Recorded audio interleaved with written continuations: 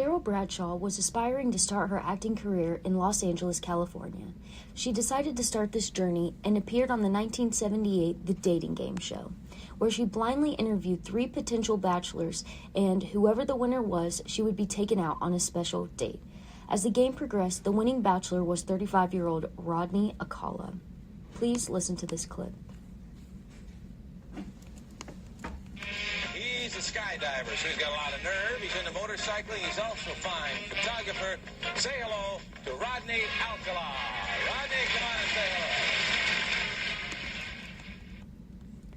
The dating game contestant coordinator Ellen Metzer recalled during an episode of 2020 and 2021 that Bradshaw told producers that she didn't want to go on a date with him after he won, aka Akala. She said, "Ellen, I can't go with this guy. There's weird vibes that are coming off of him. He's very strange, and I am not comfortable. Is that going to be a problem?" Ellen said, "Of course not." I said, "No." Number 1. I am serving you for dinner. Oh.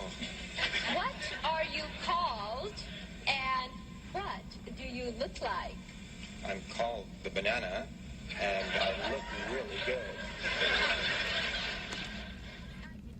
At the time of the show, no one knew that Akala had been committing mass murders all around the West Coast for most of the 1960s and 70s. According to People's Magazine, Akala killed 7 women and girls, but authorities suspect that he may have killed over 130 victims across the country. According to Wikipedia, Rodney James Akala was born on August 23, 1943, born in San Antonio, Texas.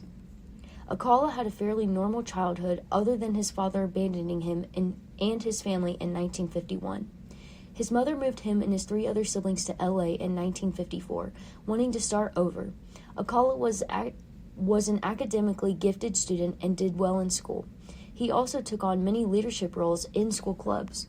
At the age of 17 in 1961, Rodney joined the United States Army, but was disciplined most of his time for different crimes and assaulting women around base.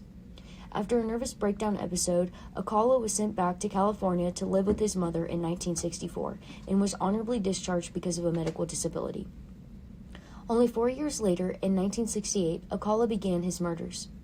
On September 25, 1968, a passing motorist named Donald Haynes called police after witnessing Akala lure Tali Shapiro, age 8, into his Hollywood apartment. Here's a clip from a detective who responded to the call on the documentary The First 48.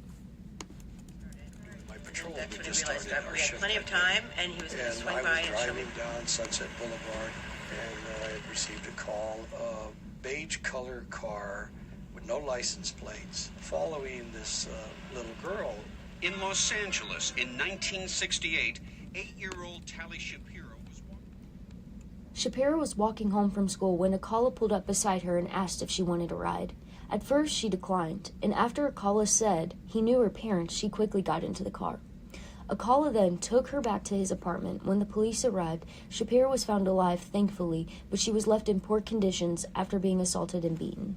Akala had fled the scene. Shapiro was in a coma for 32 days and spent months in recovery. To avoid being arrested, Akala moved to New York in 1971, according to People magazine, where he went under a different name, John Berger. A few years later, a woman named Cornelia Crilly, a 23-year-old, was found assaulted and murdered in her Manhattan apartment on June 12, 1971. Her murder has remained unsolved until 2011. According to the New York Times, prosecutors would not discuss the evidence linking Mr. Akala to Miss Crilly's murder or what led them to him. But a law enforcement official has said that a dental impression from Mr. Akala was consistent with the bite mark on Miss Crilly's body found the day of. Akala never admitted to this murder, even to this day. Akala eventually went to jail on different charges, such as the Shapiro case, according to Wikipedia, but was later released in 1977. After he was released, he took different steps to committing his next crime. Investigators believe that a week after returning to Manhattan, Akala killed Ellen Jane Hoover, his next victim, who was a 23-year-old daughter of a nightclub owner, Herman Hoover, and was last seen at her New York apartment on July 15, 1977. Her datebook showed that she had an appointment to meet with him, John Berger, the same day, which was a second alias that Akala went by. Was a sweet, gentle soul. Anita Feinberg and Ellen Hover met as teenagers. Ellen was a very dear colleague. According to New York Times, Akala would lure his victims in by his tall figure and handsome looks. He would offer to take pictures of them. The consistencies in the case seemed to be the pictures that he would take, and then he would strangle them with nylon stockings and then continue his crime. While there were many more murders, crimes, and assaults during this time, the most famous appearance was the dating game show where Akala was contestant number 1, giving him his famous name. But the story does not end there. Akala was not caught until after the abduction and murder of Robin Samso. Akala's Los Angeles parole officer recognized a police sketch matching Akala and advised authorities to look into him as a suspect. He was arrested in July of 1979 for Robin's murder, after which investigators found earrings belonging to her mother in a storage locker Akala was renting, according to CBC News. In February of 1980, Akala went on trial for Robin's murder and was convicted and sentenced to death. This case was overturned on appeal in 1984, with the California Supreme Court ruling that he received an unfair trial because jurors were informed of his prior sex crimes and attacks. He received a new trial in 1986, in which he was once more convicted and sentenced to death. The case was overturned in 2003. Akala died on July 24, 2021, in a prison in Corcoran, California, at the age of 77, according to the California Department of Corrections and Rehabilitation.